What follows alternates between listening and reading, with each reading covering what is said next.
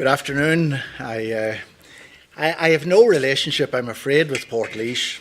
It was a town that I used to drive through on the way to Limerick before the motorway was opened. Were you not an emo? Huh? Were you not an emo? Yeah, but we weren't allowed out. I was a novice ship. You didn't get out the front door.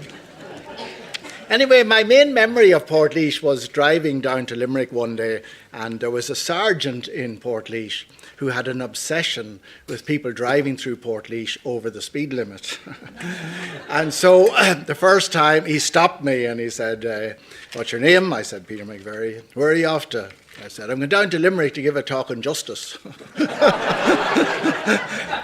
So we had a short conversation. Then he said, "Go on, go on." So anyway, we've the famous report from the famous quotation from an Oxfam report that 80 people in the world, the 80 wealthiest people in the world, own as much as the poorest 3.5 billion. One of the aspects of Catholic Church teaching that I am passionately supportive of is the Catholic Church's attitude to property, to private property. Sean mentioned the Constitution, Article 43, that there is a natural right to property. That is not the Church's position. The Church's position is the natural right is that the world, what is in our world, should be available to everybody. So the goods of this world are for everyone. That is the natural right. And private property for the Church is one mechanism, and probably the best mechanism, for ensuring that everybody has access to some of the goods of this world. But it's not an absolute right. The right to private property in church social teaching became very prominent in 1891 in an encyclical called Rerum Novarum, where Pope Leo affirmed the right to private property. But what did he mean by the right to private property? He was dealing with a situation where workers were being employed under atrocious conditions. They were being paid slave wages. There were no protections for workers. The conditions in which they worked were appalling. And Leo recognized that people were taking up these jobs because the alternative was destitution. They had nothing saved up. They had no access to anything that would cushion them in the event that they say, "No, we're not going to work under those conditions." So for Leo, the right to private property meant that everybody has a right to some private property. And therefore, if you are offered a job under atrocious conditions, you have the freedom to say no, because you have some little assets to fall back on. That's the Church's position on private property. But of course, then the notion of the right to private property has been hijacked by the wealthy to protect what they have. And that is, if a person is hungry and they have no access to food, a person is perfectly entitled to rob somebody else in order to get food to eat. So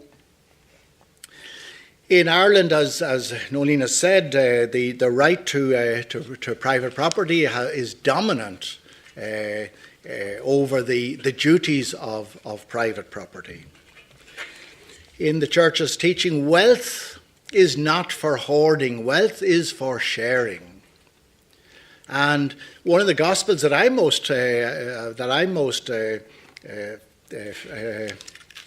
I'm very happy with is Luke's Gospel. Luke's Gospel was written to a community of Christians, some of whom were wealthy and some of whom were poor. And Luke was trying to address the question, how can you be a wealthy Christian in the midst of poor Christians?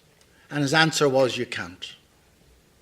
And so the Gospel of Luke is all about the sharing of wealth. And indeed, in the early Christian community, in order to join the Christian community, you had to hand over your possessions for the disposal of the community. You depended on the community, and the community benefited from what you had. So, how the private property has responsibilities in church teaching. And private property has huge responsibilities and not so many rights. We've seen the opposite in Irish politics and law. We have seen Sean mention the Kenny Report. Kenny Report was considered to be unconstitutional, even though by the Fianna Fáil government of the day, even though it was chaired by a High Court judge. And of course, it was the failure to implement the Kenny Report, which would have controlled the price of land, that led to the exorbitant cost of housing during our Celtic Tiger years. In some cases, half the cost of a house was the price of the land on which the house was built. And that was because people were able to rezone their land and demand exorbitant compensation. Housing became a commodity during the Celtic Tiger years, and we're going back to that again today. Housing became a commodity.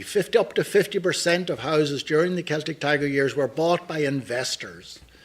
And they bought the house, they left it empty for 3 or 4 years, and then sold it at a substantial profit. And again, because therefore the demand for housing was very high, again the cost of housing went through the roof and excluded people on more modest incomes.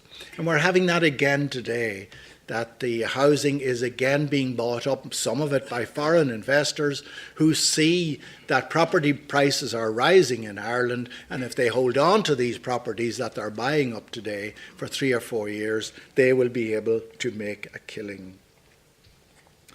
For homeless people have nothing.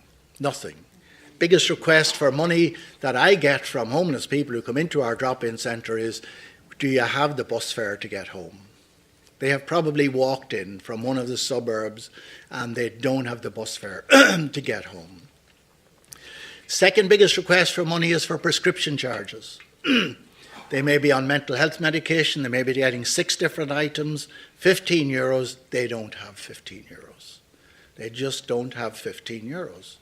And so they go without their mental health medication perhaps, and of course that imposes extra charges then on the health service. For me, housing, what the church is saying about the right of everybody to have access to some property, for me that translates in the Irish context into a right to housing. In fact, housing is the most fundamental right of all.